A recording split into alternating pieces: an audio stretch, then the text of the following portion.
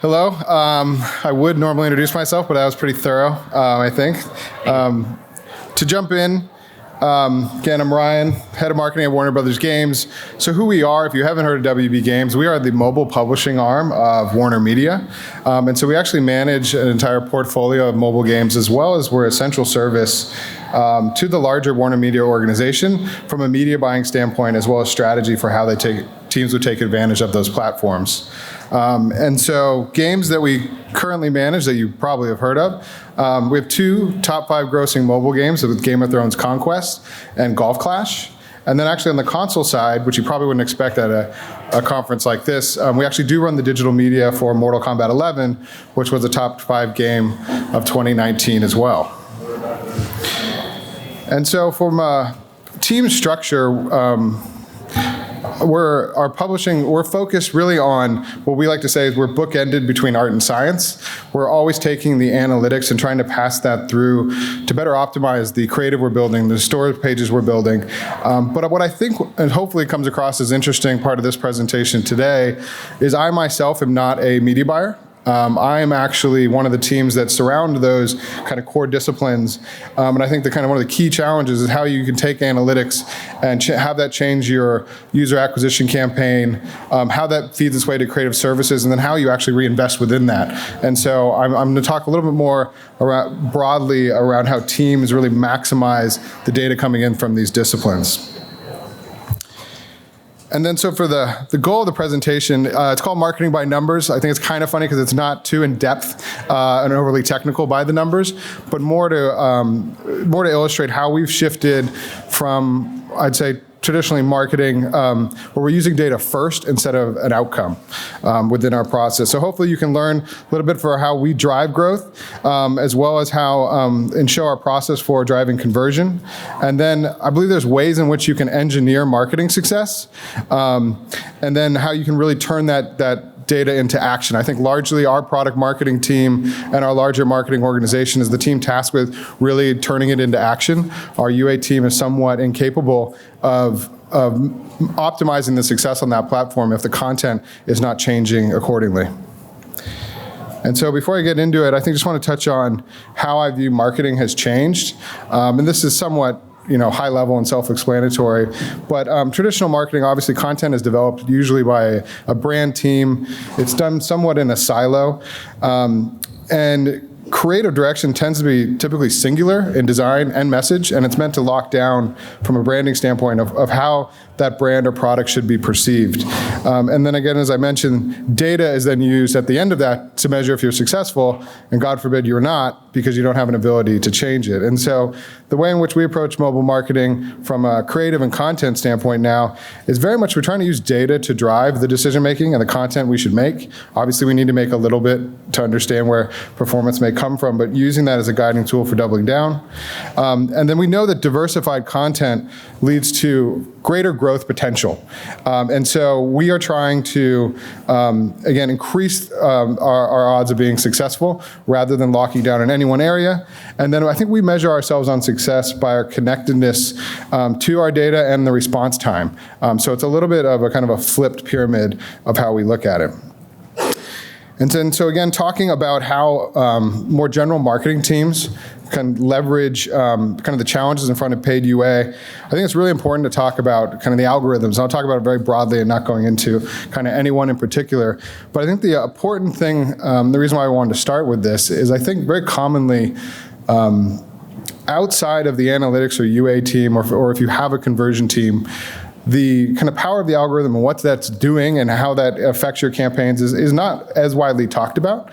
And so that's something we try to bring into the room, to a sense, to understand how your content or your marketing and your product can scale is very much driven by somewhat of an invisible force of whatever that platform you may be advertising on with. So it's critical to understand the system in order to get your message further.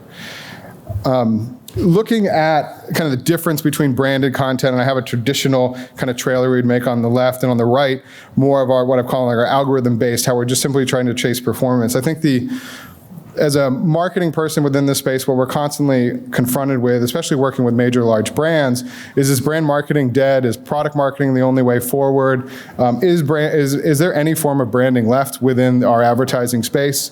And I think the holy grail here is quite simply to say yes. I think there is an ability for brands to live within the mobile space, but you only can do so if you fully understand essentially how paid traffic is being served to the customers, how that you drive scale and efficiency to reach those audiences, and then reverse engineering kind of how you build content and how you essentially build your brand within that space, kind of adhering to those rules. And so the one thing I want to touch on is probably, outside of the algorithm is the effect of automated campaigns on marketing. I think this is incredibly important for teams, again, outside of UA or conversion, to understand as we move to more sophisticated campaigns that are essentially looking for value-based customers, which most of our products are. And what that does is it's also opened it up to broad traffic. Instead of us building small individual lookalike audiences, it's building going against broad traffic. So actually our ads are no longer looking to solve kind of the greatest amount of problems to find a single user or to appeal to everybody. We're actually trying to create ads for each person individually, and whether those be small or different pools of high value customers. And now, again, if you were a brand marketer in that space, that goes completely against the grain of what you're trying to do. And so largely what our role has become is how do you shepherd that through? How can you design your creative with performance marketing in mind? And then the one thing we do know within this space too around automated campaigns is that success is directly related to the volume and diversity of content that you can put within it. And again, harkening back for how we shepherd brands through this, that's an incredibly important point. And a lot of times teams are not set up to do that. They're set up to build you one video to come out on launch day and use that until it dies. But what we're trying to tell you now, it's going to die in a couple days, and we need something new. So point two I want to take you through is increasing the odds. When we look at, there's no way, I think we know nothing when we want to try to scale a new game within a new campaign, and we try to fan out the concepts that we think will work the best. And so we're constantly thinking about investment, planning, team structure. How can we increase our odds of being successful? Now, the first thing, and this is rather simple, and I'm sure a lot of people are chasing this in this room, but creative output is key. We actually measure quantity as an equal target to quality. So this is incredibly important for us. As you can imagine, the more shots on goal you have, the more higher probability of success. And in creating mobile advertising across a number of different channels, of course, this is also related to that. And then actually our internal teams as well, we track to this as a weekly or monthly, if not, and quarterly goals just on quantity. And actually, to paint a picture using what I'd call a bad example, as I mentioned, we support products outside of our mobile games. And actually, Mortal Kombat, as you know, is a 30-year brand within the gaming space. We bought performance media on their behalf. But the trouble was, that game, unlike a mobile game, is set up for a large launch. It has a finite amount of assets to support it. We launched it. We had great success. As I mentioned, the game was top 5. So it did relatively well, but it didn't behave as our normal mobile games would. And we just felt like so much was left on the table. So in the launch window, you can see we have a declining click-through rate and somewhat different metrics we track for a console game. But then after, when we were able to infuse, I believe it's after month 2, we were able to infuse a lot more creative diversity into the campaigns. We doubled the overall click-through rate. And so it kind of left us all scratching. It was like, what if we could do this in the launch window? What if from the beginning we could have better educated our game teams and our brand teams? How much more efficient would that media have been, and how many more sales would we have seen as a result? And so this is something we're definitely trying to adapt to. And frankly, I feel like if people are not actively running paid media for a particular product at any given time, it's really easy to fall back into use these assets, or not understanding essentially what the data has the potential to do to the decision making in your campaign. Performance by channel. This is nothing really new, but I bring it up more around the exercise of scaling up quantity is going to probably break some of the things that you've already set up. When we're trying to scale up quantity and teams are trying to hit a target and they're only halfway there, really understanding what's going to work well at the individual channel level sometimes can get left behind. And again, the goal for us is making a hit ad to drive the scale for that product. And a lot of times that devil is within the nuance of the platforms and understanding what really drives someone on Snapchat or someone on Instagram, how that behavior is different than Facebook newsfeed. And a lot of times that can get lost. So I bring it up more as a reminder. As well as in performance by ad type. Now, I don't think this is incredibly revolutionary either, but again, it's brought up to the point of you can scale a business on video alone, but you definitely won't have as efficient campaigns as making sure that not only are you maximizing the current ad types out there, but you're also leaving yourself open to the new ad types. An example I'll give, Golf Clash at one point was supported, I believe 80+% of traffic was coming in through playable ads. Game of Thrones at one point wasn't serving any playable ads. So it definitely fluctuates by genre or what your product is. But then Game of Thrones Conquest actually, it scaled up within Facebook's beta program around playable ads to 30% of our traffic. And actually since that time, it's dropped to now under 4%. And so I guess I'm more trying to highlight to make sure that your traffic is optimized. It's a continual process of understanding not only the quantity you're putting out and the channel you're putting it on, but also the types in which you're serving can be pretty difficult task to take. And then to kind of sum up just the quantity piece around kind of improving your odds is testing. I think this isn't an incredibly new piece either, but testing within ads is really important for us, and we view this as the measurement for further investment. If we're going to make a multi-$100,000 investment, is there any way for us to validate that this could be successful? And so we put testing through a number of levers. I think the most common one discussed is iterating, trying to kind of find where the performance is really coming from, or A/B testing, really trying to understand, is it the call to action, is it the first 3 seconds? What is really making this ad scale and drive performance? But again, I think the important thing is always to have an eye on what's new and always preparing for creative fatigue, or what got you here yesterday won't get you there tomorrow. And so it's always kind of putting things back within that bucket. Again, I mentioned we use testing to validate some decisions, and I now want to take you a little bit through what I'll call like the quality portion of that. So for us, we do invest in very expensive CG content, given the nature of the Game of Thrones Conquest game. We don't do that on all of our properties. We actually do that as well for Mortal Kombat. And more, we're asking ourselves, is this the right type of investment? Will it even help us scale in a digital media sense later on? And then is there anything to learn along the way from the way that these campaigns interact that would change the way we build content? And the answer to that is yes. So I've broken down the mindset that we take into building kind of large-scale key investment video. And so what this diagram is supposed to illustrate is we really look at the end kind of ad use case level. When we're building one larger narrative-driven piece, it's actually a summation of what we're either seeing work well within our current advertising structure, where the game may have a blind spot essentially from a visualization that they actually can't represent in the game, or if we have a well-found hypothesis of something that we've been testing against that we think may drive future performance. So that usually comes into a list of certain things that may be as important as we need to show troop formation and upgrading too. We don't have anything with a giant smashing a guy, but all these things come together and for where we're trying to understand of where a hit ad may be, and we reverse engineer that into what we've kind of called a modular approach, where we'll actually make a 2-3 minute long video that is actually sustained by mini trailers within a larger trailer, and even those pieces have high impact moments within them that can create ads. And so the real effort here is making sure that there is high ROI on a major investment here that is not built anymore for a key organic moment where you may put this on a partner channel Facebook page and get X hundreds of thousands or millions of views. It's really about how you can feed the overall growth engine of your organization if paid acquisition is so incredibly important.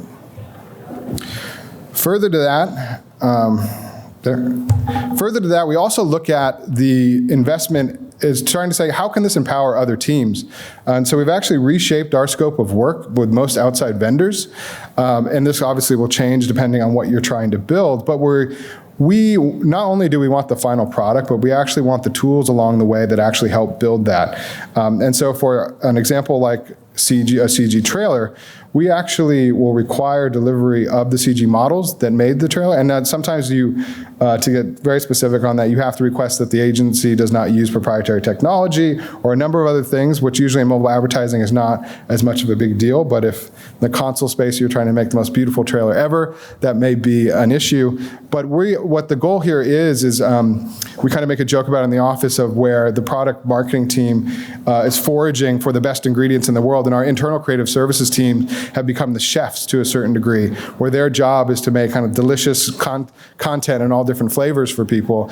And so again, even if this video that we had invested in making fell flat on its face, the pieces that make it up have utility to us and our internal teams. And so again, it's just a very different mindset in building content. And then taking that a step further is, can your investments also impact your product? And this is one of the things we're most proud of for Game of Thrones, where we've actually taken the CG video, the CG models, and actually brought them into the game. This is important on kind of a number of reasons. We've actually are able to share our conversion data from ad testing and help the team get a better informed decision of what may work well in merchandising. But we're also believe that we're getting a better quality user, and they're more likely to retain and to spend if we can connect the ad experience to that first-time product experience and the first time in that first kind of payer conversion. And so that's something we're definitely working against. But this is, I think, the perfect example is if you can make a smart investment that is based upon data you're seeing in the live kind of advertising ecosystem, how it could eventually make your product better as well. And then last 2 points on the kind of the quality side. Formats, again, this is super simple, but I bring it up as this is one thing that gets forgot for one of the first things. And it's incredibly important to us. I mean, the behavior, formats are kind of seen as a spec or get caught within that lens quite often of just cut this asset up into a different size. But formats, to a kind of a well-schooled marketing team represent different audiences. Again, your Facebook newsfeed that may be a square video versus a vertical one is a totally different audience. And again, if you're focused on the channel, the messaging and how you'd use that video and how you'd organize it is completely different. So this is something to not lose sight of. It also maximizes the inventory that you can get with any of those particular partners. And then the last piece is around seasonality. More often within the gaming space, live products are being built. And so understanding, again, how can a brand live in a mobile advertising ecosystem? Being able to extend, and I actually showed Fortnite up there, which we don't manage, as a kind of a best-in-class example of someone who has very frequent updates based on characters, has moments of seasonality, and what this really does, though, it sustains player engagement, and then not only that, having more diversity in your creative will actually help you optimize your entire user funnel, bringing people through, and then also it absolutely helps you stay relevant and capitalize on real-world events, which again can bring people back into your product. And we see that very commonly. Obviously, the App Store does that with every single holiday. And so it's almost a question of how can your product or your brand build in the flexibility to take advantage of those moments. And then I think the last thing just to hit on this point here is we set up the teams really to chase performance. I think there's a shift that goes into with how I kind of set up the change in marketing, where I think the practice of marketing is switching from being kind of a prophet who says, trust me, I know how to solve all your problems. You do it this way. I ran some small focus group test here, and these people said this is the right way to do it, to people who are scientists, who create a hypothesis, run an experiment, and test against that. And then those validations and that data should drive the future path of the product. And so we see that with hedging our major key investment bets and empowering teams. We're trying to divert budget to prove it decisions. So when we build a marketing budget, we reserve a large portion of that to chase performance. And then we're always looking again for the next big thing. So moving down the funnel from the ad into the conversion space, touching on the App Store, So ASO and store testing, it's not new by any stretch. But again, our mindset here, we definitely adhere to the both quantity and quality targets within this space again. There are great efficiencies that can happen here. As I mentioned, the funnel from the ad to the store page to the product and that connectedness, we're seeing that the need for that cohesion is kind of more important over time. And so obviously if there's a change on the ad level, understanding how that'll affect your page. And actually the example I'll give here and why we actually view it as incredibly important is with Game of Thrones during season 8 of the show, we had a battle-tested store. We had run hundreds of tests on that. But going into a moment of large scale, we actually saw everything we knew flip. Obviously, with the way in which we were running data campaigns, we were reaching new audiences. Things that had brought in people before, say, upgrading dragons, wasn't working anymore.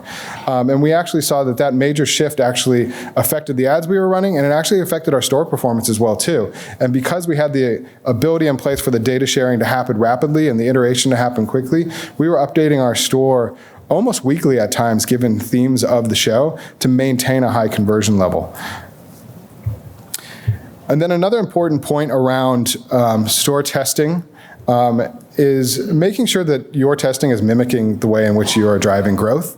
I've seen this commonly overlooked by a lot of marketing teams, whether they're just using the kind of simple suite of tools that Google gives you, or if in fact you are bringing in 70% paid, how are you gearing your testing systems and mechanisms to mimic that? And again, how are you getting the data back to inform you around how the automated bidding practice, or the automated campaign, are affecting your campaigns? Because a lot of times we'll see testing kind of yield a different result if not done the correct way than what will actually work well in your advertising campaigns.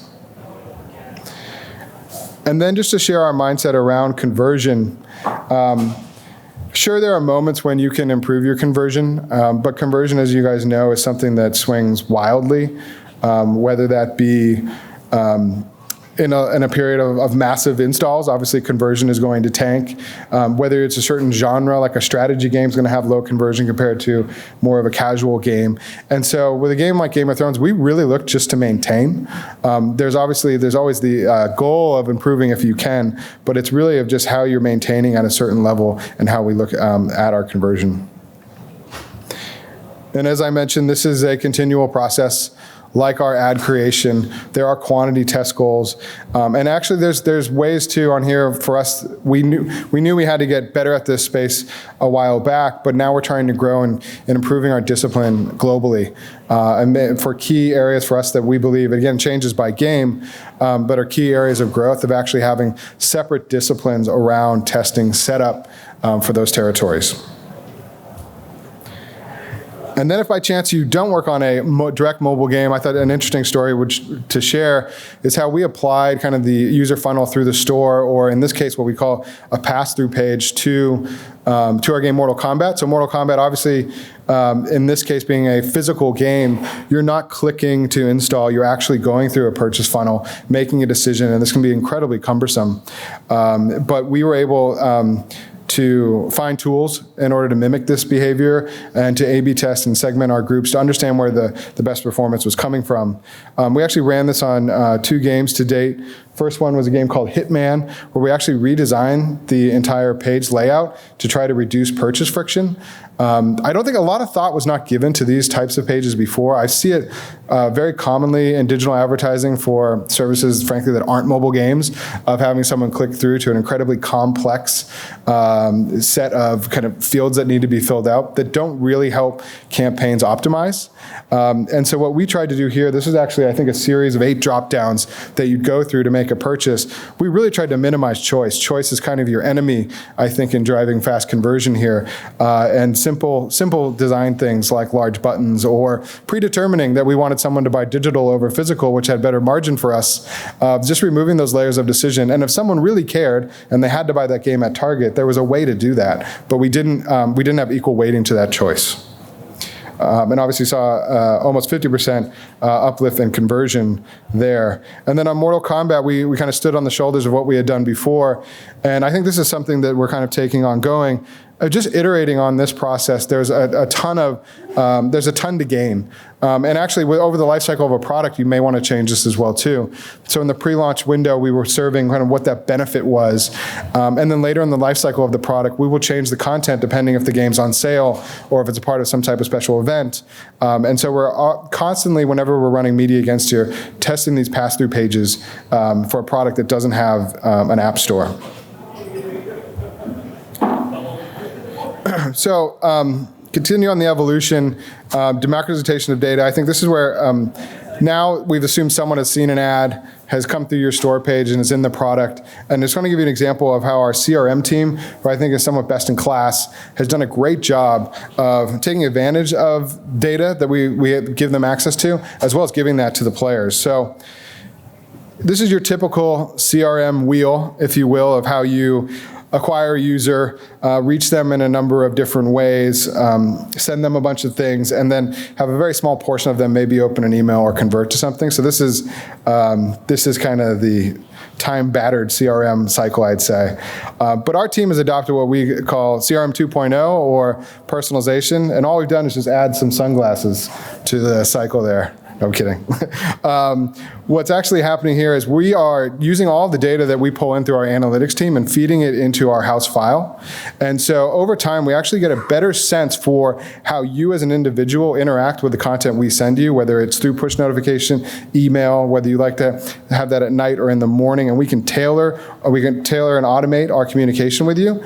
But not only that, we actually can tailor all your player behavior to the email that we will send you. And so the analogy I give is, think about Fitbit for gaming, in the sense for, instead of my email just broadly screaming at you of what's going on, unrelated to you necessarily and having super low click-through rate, we're actually telling you how you rank against your friends, where areas you're good in or bad in. And so here's an example of a Mortal Kombat one on the left. It's talking about towers cleared, online matches. It goes on and on below the fold. And then on the Game of Thrones side, it's heavy on PvP. How do you rank against your friends? And actually, the one kind of fun story we have around this is we actually had a huge spike in our customer support tickets the day that we first started testing this. And we thought it was unrelated and there was something broken. Actually, most of our customer support tickets were asking why they didn't receive the email. Is there a way for them to sign up for it? And I think that just speaks to the power of, if you can give people content that is tailored to them, not only are they going to come for it kind of screaming, but it actually also influences their behavior within the product as well. So we've already seen that not only is this more insightful data, but this content is more commonly shared amongst our gamers than others. It also drives future mission formation, which is key to sustaining engagement within our products. And then it encourages player experimentation. So if we're actually trying to influence someone to try gaming behavior that is more beneficial to us for another reason, it's really easy to do that when you're highlighting how other people are playing the game. A lot of times people will interact with our products in a very singular way when there may be 10 ways to play.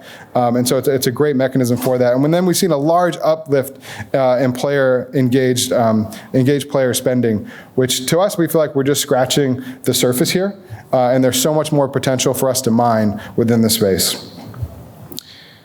I think the last piece I wanted to discuss here is just around how, as you've gone through the funnel, how does this become a process for you guys to actually dictate how you would have changed things at the beginning? And so, obviously encouraging everyone to let data and insights change the way you work. But I think the real question is, if you're running a successful CRM program like this and having a conversation with your audience, does that affect the way that you would actually advertise and acquire your next user? And that's the cycle that at Warner we're really trying to solidify that within the organization. So, and not knowing where your products currently sit within the cycle, there may be quick ways for you guys to set up better measurement along your marketing pipeline. But a lot of times, and where I feel like most people currently sit, is around education with our larger organization of how they actually change the way that they're set up from a mindset standpoint of how they actually go to market, how their teams are structured to share this type of information more regularly, and how they allocate budget. And then I think the kind of where we're most focused now, and I think where everyone would like to get to, is around creating influence. Can you actually influence player behavior to retain them longer or monetize them? as I mentioned, can this help you build your next ad? Because your audience is essentially feeding that to you. And then can you change your product design, and actually can you influence your brand? And I think we're seeing that that is happening, and more so from a branding standpoint, we've changed our teams and franchises to build in a way for them to have the ability to evolve in order, because otherwise you're never going to reach your potential within the mobile advertising space. And then, so to wrap it up, how does it all look? So for Game of Thrones Conquest, obviously it fluctuates all the time, but a #2 grossing game on the App Store. It didn't start that way though, and I think this is, again, the big shift within mobile to traditional products, which maybe I'm speaking to too much because of just how Warner's set up as kind of an older traditional company. Them not understanding you can come out at day one and be 40, and then 2.5 years later be #2 is kind of it's a totally different paradigm shift. And the way in which we build content and investment and everything needs to switch. And I think our organization, to a degree, is still in part of that transformation, and I know others are as well. And then I also know other game companies try to work with Warner for their IP, and understanding how a lot of times these companies are set up and are very risk adverse and are not used to things like testing and other things like that can really affect a license you've secured or essentially how you go to market. And that's it. Thank you.